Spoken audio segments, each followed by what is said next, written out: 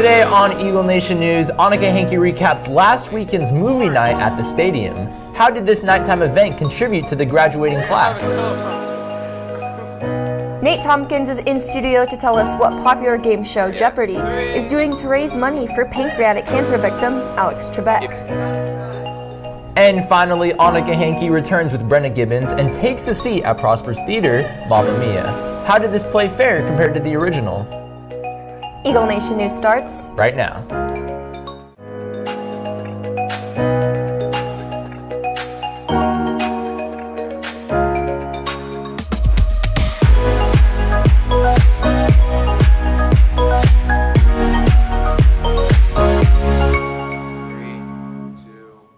Good afternoon, Eagle Nation. Today is Thursday, November 14th. I'm Cameron Silva. And I'm Christina Folsom. As seniors, Christina, we are going to college next year, and I know that for many other seniors, the cost of college can be very high, and that the thought of attending a large university next year is out of reach. Prosper Education Foundation can help students out with financial issues in regard to college through their scholarship program for seniors. They held a movie night at the stadium last weekend to do just that. Let's take a look at how it went. Annika? Today and tomorrow you can tune in for the Jeopardy Tournament of Champions. That stadium is not only just for Friday nights, but events like this one. Tonight, a movie night was held by Prosper Education Foundation in order to bring the community together and for a great cause. This event is an outdoor movie night. We've invited the community to come out and sit on the field and enjoy The Greatest Showman. Everything that we're doing is raising.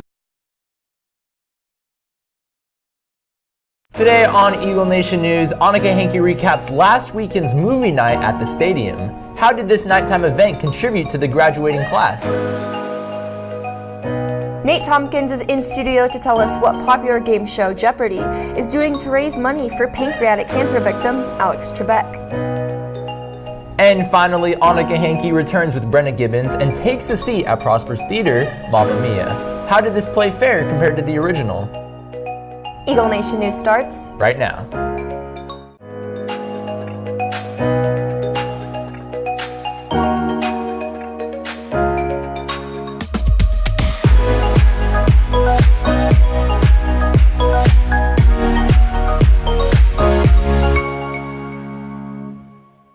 Good afternoon, Eagle Nation. Today is Thursday, November 14th. I'm Cameron Silva. And I'm Christina Folsom. As seniors, Christina, we are going to college next year, and I know that for many other seniors, the cost of college can be very high, and that the thought of attending a large university next year is out of reach.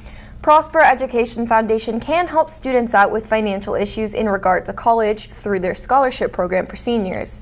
They held a movie night at the stadium last weekend to do just that. Let's take a look at how it went. Annika? That stadium is not only just for Friday nights, but events like this one. Tonight, a movie night was held by Prosper Education Foundation in order to bring the community together and for a great cause. This event is an outdoor movie night. We've invited the community to come out and sit on the field and enjoy The Greatest Showman. Everything that we're doing is raising funds for the scholarships for the senior class. So this year we're planning to provide $175,000 to scholarships to the senior class. What was your favorite part of this movie night? I haven't seen it yet, so it's exciting. Getting to play with my friend. Events like this one make it possible for students to receive scholarships through Prosper Education Foundation. At this movie night, people were able to donate and money collected went to these scholarships. Prosper Education Foundation is a nonprofit. We raise money throughout the year and then we put it back into the Prosper ISD schools. Mostly we focus on money that helps support teachers and students. If you are interested in donating, go to prospereducationfoundation.org. Reporting for Eagle Nation News, I'm Annika Hankey. Prosper.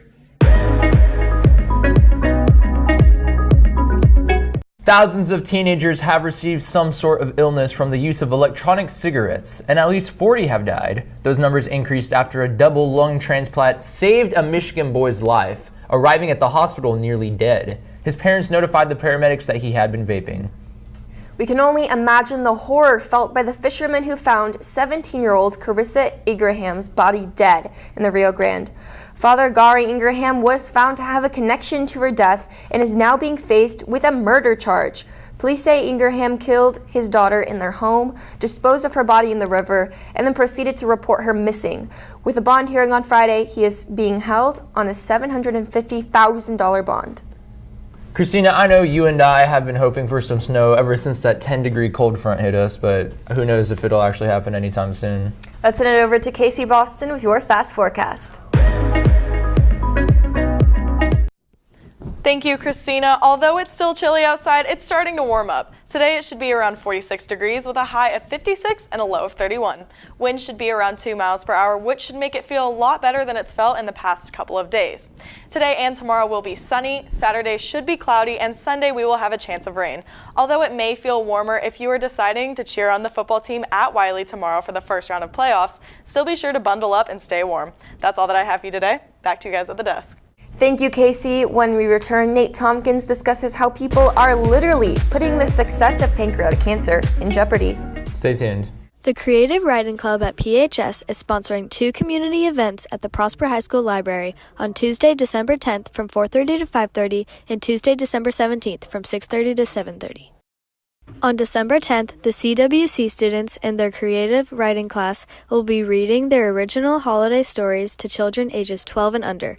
The children will also be given an opportunity to write their own stories. Cookies and milk will be provided. On December 17th, our creative writing students will be reading their work to friends and family. Refreshments and dessert will be provided. These stories will also be bound in a book and sold at the event. Now Nate Tompkins is here in studio with your Talent Talk update, brought to you by Corbridge Orthodontics. If you watch Jeopardy, you may have noticed that lately the contestants in Tournament of Champions have been wearing purple ribbons these past few weeks.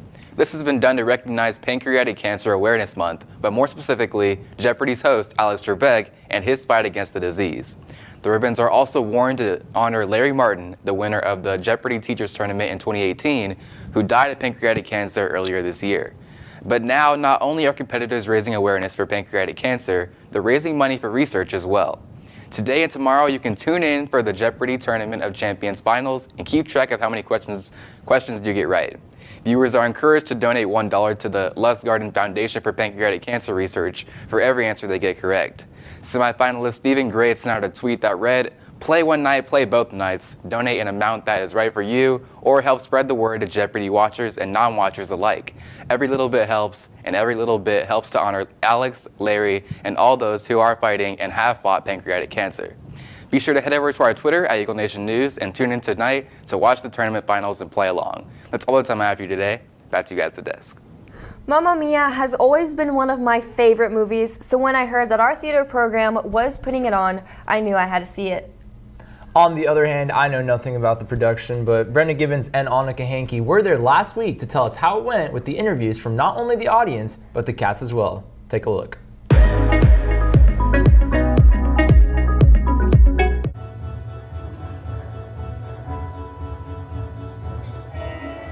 Our very own Prosper Theater troupe decided to bring the popular movie Mamma Mia to life this past week.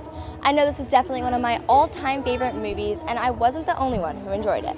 I really liked all the musical numbers. It all came together very well, and it sounded pretty good. I thought it came together really well, and I liked it personally. Not only was this play fun to watch, but also to be a part of. Annika Hankey is backstage with some of the actors. My favorite part would have had to been just how much fun you could have with the show. Like every day whenever you rehearsed or whenever we were putting on the play to begin with, you could just go up there and have fun, and that was the most important part, just having fun with it. I don't know about you, Brenna, but I really enjoyed being able to hear all the popular songs come to life. Yes, and I enjoyed singing and dancing along with the cast, and I definitely would come back to the show again. Reporting for Eagle Nation News, I'm Brenna Gibbons. And I'm Annika Hankey. Prosper. Now let's send it over to Maggie Hale with your Game Time Sports Update.